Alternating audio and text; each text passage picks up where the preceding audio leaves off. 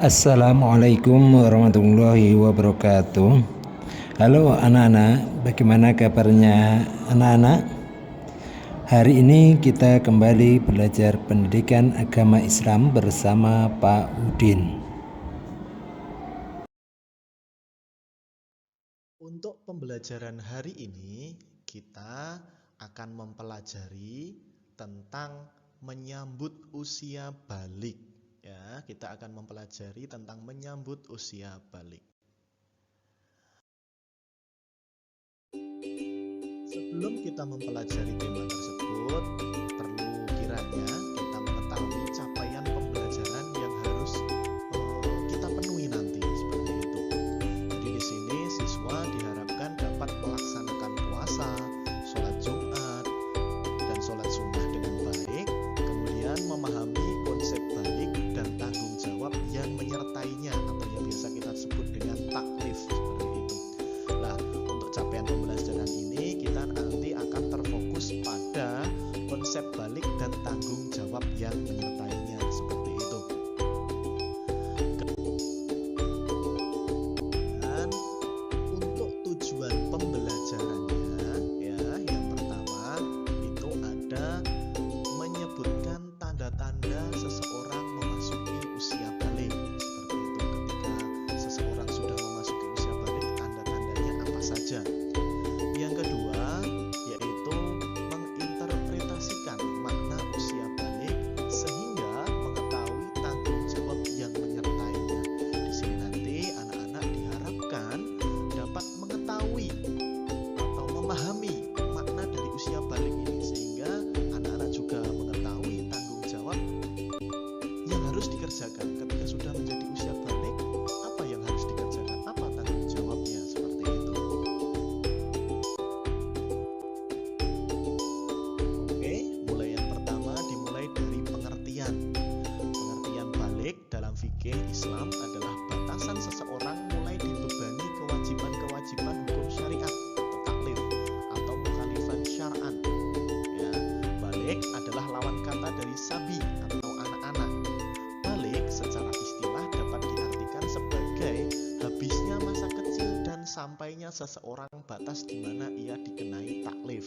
Taklif sendiri artinya adalah terkena beban untuk menjalankan perintah dan mematuhi larangan agama. Jadi balik itu adalah batasan seseorang terkena taklif. Taklif tadi apa? Taklif yaitu terkena beban untuk menjalankan perintah atau sudah mendapatkan tanggung jawab. Apa itu tanggung jawabnya? Yaitu melaksanakan, mematuhi larangan agama seperti itu. Kemudian apa saja sih tanda-tanda seseorang sudah memasuki usia balik itu? Dimulai dari yang laki-laki dulu. Kalau yang laki-laki yang pertama itu mengalami mimpi basah. Ya. Yang kedua tumbuh jakun yang berada di leher ini. Yang ketiga tumbuh rambut di area tertentu seperti di ketiak, di kumis dan lain sebagainya. Kemudian suaranya semakin memberat. Itu kalau untuk laki-laki. Kalau untuk perempuan itu mengalami menstruasi. Ya, yang kedua tumbuh rambut juga di area-area tertentu. Kemudian mohon maaf, payudara mulai membesar di bagian dada dan suaranya semakin nyaring atau melengking. Itu adalah tanda-tanda untuk perempuan. Jadi ada masing-masing tandanya. Yang biasa kita temui itu ada 4. Yang laki-laki ada 4, yang putri juga ada 4 seperti itu.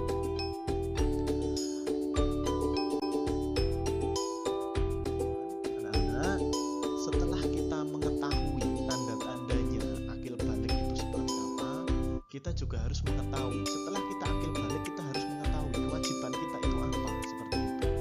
Yang pertama di sini adalah tentu saja wajib untuk melaksanakan sholat fardu. Sholat fardu sebanyak 5 kali sehari dari subuh, duhur, asar, maghrib, dan isya. Dari mana kok bisa diwajibkan sholat fardu? Nah, ini ada hadis riwayat Abu Dawud yang artinya dari Amr bin Shu'aib, dari bapaknya, dari kakeknya, bahwa Rasulullah Shallallahu Alaihi Wasallam bersabda, perintahlah anak-anakmu sholat di waktu mereka 7 tahun dan pukullah mereka manakala mengabaikannya ketika mereka berumur 10 tahun serta pisahkan mereka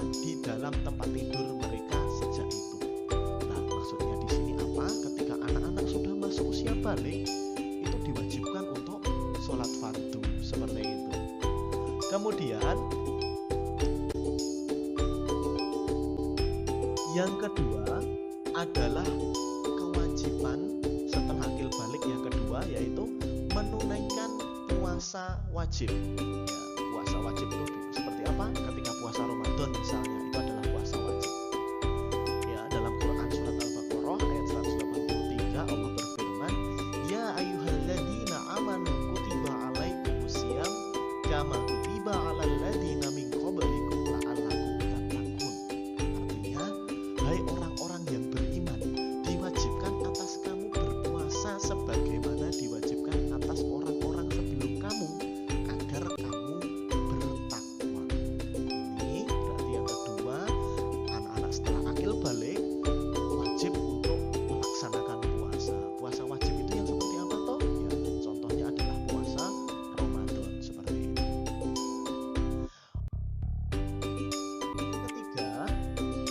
Yang ketiga yaitu menutup aurat.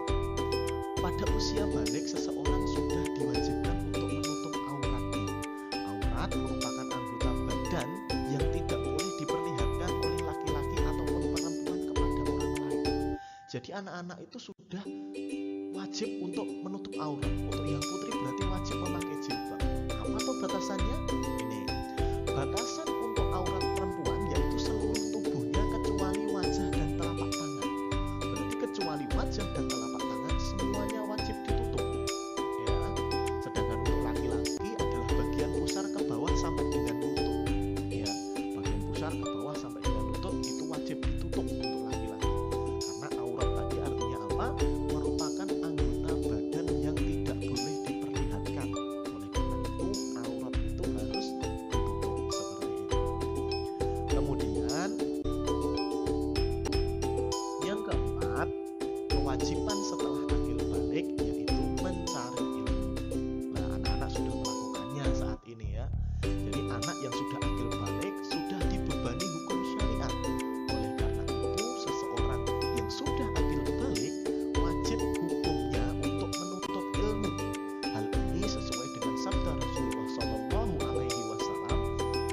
menuntut ilmu itu wajib atas setiap muslim. Hadis riwayat Ibnu Majah dari Anas radhiyallahu anhu. Jadi menuntut ilmu seperti yang anak-anak lakukan saat ini itu adalah hukumnya wajib. Ya, menuntut ilmu itu hukumnya wajib. Karena tanpa ilmu kita tidak akan bisa melaksanakan apapun. Ibadah butuh ilmu. Terus apalagi misalnya di rumah kalian mau bersepeda butuh ilmu. Apapun itu pasti akan membutuhkan ilmu. Nah, itu tadi adalah tanda-tanda dan kewajiban anak-anak setelah memasuki usia akil balik. Dan ini Pak Dwi ada kuis ya, di bawah ini adalah tanda bagi laki-laki balik kecuali. Silahkan nanti dipilih ya. Caranya nanti ketika Pak Guru atau Pak Dwi kirimkan linknya untuk PowerPoint-nya, silahkan nanti diketik kontrol terus di kursor arahkan kursornya. Nanti jawabannya benar akan muncul seperti ini, salah akan muncul seperti ini. Oke, terima kasih atas perhatiannya. Mungkin itu tadi yang dapat Pak Dwi sampaikan. Banyak kurang dan lebihnya Pak Dwi mohon maaf yang sebesar-besarnya. Akhirul kalam, wassalamualaikum